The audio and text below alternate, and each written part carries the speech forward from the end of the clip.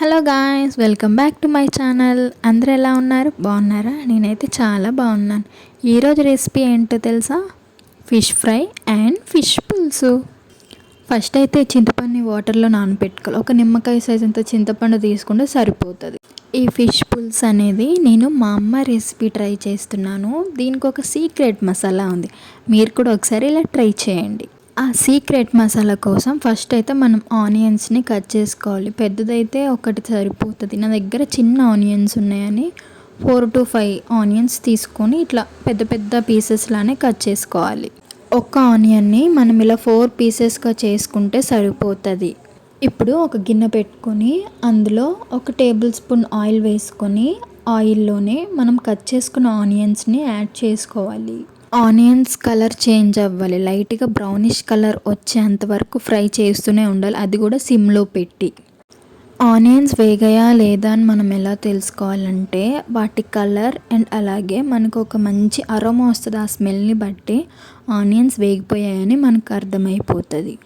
చూసారా, onions colour అనేది లైట్గా చేంజ్ అవుతుంది. ఆనియన్స్ మంచిగా కలర్ చేంజ్ అయ్యాక మనం అందులో కొన్ని మెంతులు అలాగే 1 టేబుల్ స్పూన్ జీలకర్ర వేసి సిమ్లోనే పెట్టి దోరగా వేయించుకోవాలి. ఇది మాత్రం అస్సలు మాడకూడదు. మాడిపోతే టేస్ట్ మొత్తం పోతుంది. మనం ఎప్పుడైనా ఫిష్ కర్రీ చేసేటప్పుడు అందులో మెయిన్గా మనకు కావాల్సినవి మెంతులే. మెంతుల వల్లనే ఫిష్ కర్రీ అయినా పులుసు అయినా లేకపోతే ఫ్రై అయినా కానీ చాలా బాగా టేస్ట్ వస్తుంది. చాలా వరకు అందరూ మెంతులు వేస్తే చేదు వస్తుంది, కర్రీ చేదుగా అనిపిస్తుంది అంటారు. కానీ మనం ఎంత కావాలో అంతనే వేసుకోవాలి. నాన్ వెజ్ ఎప్పుడు చేసినా కానీ నేను ఫస్ట్ అల్లం వెల్లుల్లిని ఫ్రెష్గా పట్టుకుంటాను. మనం ప్రిపేర్ చేసుకున్న ఆనియన్ మసాలాను కూడా పేస్ట్ చేసుకోవాలి.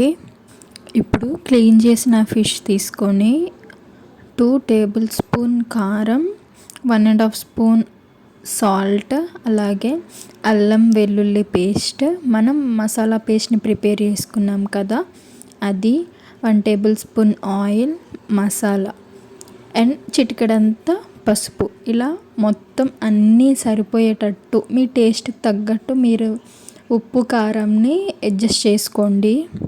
అన్ని పీసెస్కి ఉప్పు కారం అల్లం మసాలా పేస్ట్ ఇవన్నీ మంచిగా పట్టేలా బాగా కలుపుకోవాలి. ముక్కలకి మంచిగా పట్టించాలి. మంచిగా మ్యారినేట్ చేసి ఫ్రిడ్జ్లో ఒక 1/2 అవర్ అయినా పెడితే మనకు ఆ ఫిష్ పీసెస్ అనేవి చాలా టెండర్గా కుక్ అవుతాయి. మా ఇంట్లో ఎక్కువగా ఫిష్ ఫ్రైకి ఎక్కువ ప్రిఫరెన్స్ ఇస్తారనమాట. అందుకే హెడ్ అండ్ తోక ముక్కల వరకు పులుసు పెట్టేస్తాను. మిగిలిన మిడిల్ పార్ట్ పీసెస్ ఉంటాయి కదా అవి మొత్తం ఫ్రై పెట్టేస్తాను. స్టార్టింగ్లో నేను ఫిష్ అంతగా తినకపోయేదాన్ని. కాకపోతే మా డాడీ దగ్గరుండి తినిపించేవారు. మా డాడీ అలవాటు చేసిన కర్రీలో ఇదొక కర్రీ అనమాట, ఫిష్ కర్రీ. అందరూ ఫిష్ కర్రీ చేయటం చాలా కష్టం, అందరికీ ఫిష్ కర్రీ చేయటం కుదరదు, అంత ఈజీ కాదు చేయటం అంటారు. కానీ నాకు అన్నిటికన్నా ఇదే చాలా ఈజీగా చాలా సింపుల్గా అయిపోయింది. టేస్ట్ కూడా సూపర్గా కుదిరిద్ది అనిపిస్తుంది నాన్ వెజ్ ఐటమ్స్లో. చూసారు కదా, ఇక్కడ నేను ఫ్రైకి సపరేట్గా పీసెస్ వేరే బౌల్లో పెట్టుకున్నాను. ఇవేమో పులుసుకి అనమాట. ఓన్లీ తలకాయలను తోక ముక్కల వరకు పులుసు పెట్టేస్తున్నాను. అందుకే 2 సపరేట్గా తీసుకొని ఫ్రిడ్జ్లో పెట్టేశాను. ఒక 1/2 అవర్ తర్వాత పులుసు చేయటం స్టార్ట్ చేశాను. ఫిష్ కర్రీ చేసేటప్పుడు ఇలా వెడల్పుగా ఉన్న గిన్నెనే తీసుకోవాలన్నమాట. అప్పుడే ముక్కలు విరగకుండా ఏ ముక్కకు ఆ ముక్క సపరేట్గా ఉంటుంది. ఫిష్ కర్రీకి కొంచెం ఆయిల్ ఎక్కువనే పట్టింది. 2 టేబుల్ స్పూన్ ఆయిల్ తీసుకుని అందులో ఫస్ట్ జీలకర్ర మాత్రమే వేయాలి.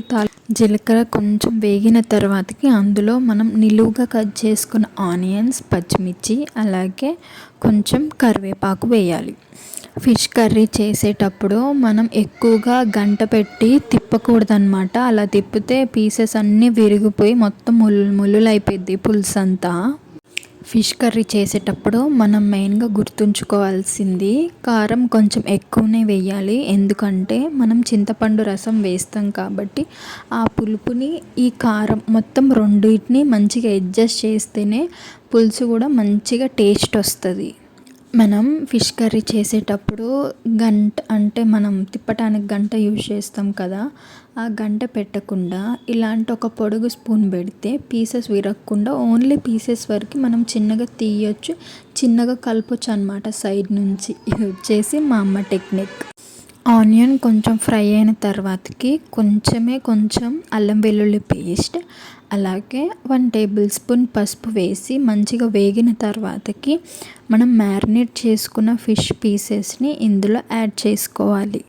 ఇప్పుడు మాత్రమే ఒక్కసారి కొంచెం వేగిన తర్వాతకి ఇంకోవైపు ఫిష్ పీసెస్ని టర్న్ చేసుకోవాలి. అంతేగాని మొత్తం గంట పెట్టి తిప్పకూడదు, అస్సలు పీసెస్ మొత్తం విరిగిపోయి కర్రీ మొత్తం ఖరాబ్ అయిపోతుంది. అటు ఇటు పీసెస్ కొంచెం లైట్గా ఒక 10% కుక్ అయిన తర్వాతకి ఇక అస్సలు మనం స్పూన్ కానీ గంట కానీ ఏది పెట్టి అస్సలు తిప్పకూడదు. అటు సైడ్ ఇటు సైడ్ ఒక చిన్న క్లాత్ పట్టుకొని ఇక ఓన్లీ ఆ గిన్నెను మాత్రమే ఊపుతూ ఉంటే అవి మొత్తం కుక్ అవుతాయి. చూసారా, పీసెస్ మంచిగా కుక్ అయ్యి ఆయిల్ కూడా బయటకు వస్తుంది. ఈ టైంలో మనం చింతపండు రసాన్ని వేసుకోవాలి. చింతపండు రసం కూడా చూసుకొని వేసుకోవాలి. మరి ఎక్కువ వేస్తే కూర మొత్తం పుల్లగా అనిపించి అస్సలు తినబుద్ధి కాదు. కారం అలాగే పులుపు 2 మేనేజ్ చేసుకోవాలి. మనం ఇక్కడ మంచిగా అడ్జస్ట్ చేసుకొని వేసుకుంటేనే కర్రీ బాగుంటుంది. పులుసు మరుగుతున్నప్పుడు టేస్ట్ చూసుకొని ఉప్పు కానీ కారం కానీ సరిపోకపోతే కొంచెం యాడ్ చేసుకోవచ్చు. మంచిగా పులుసు మరిగిన తర్వాతకి ఆయిల్ సైడ్స్ నుంచి ఇలా పైకి తేలుతుంది, అంటే మనకి పర్ఫెక్ట్గా కుక్ అయినట్టు. మన ఫిష్ పులుసు కర్రీ రెడీ అయిపోయింది. ఇక్కడ నేను ఫ్రై చేస్తున్నాను. నేను ఫిష్ ఫ్రై ఎప్పుడు కూడా ఇలా షాలో ఫ్రైయే చేస్తాను, డీప్ ఫ్రై అస్సలు ప్రిఫర్ చేయను. ఫిష్ ఫ్రై కూడా రెడీ అయిపోయింది. టేస్ట్ అయితే చాలా బాగుంది. ఒక 2 అవర్స్ తర్వాత ఫిష్ పులుసు ఇలా చిక్కగా అయిపోయింది. వీడియో నచ్చితే లైక్ అండ్ సబ్స్క్రైబ్.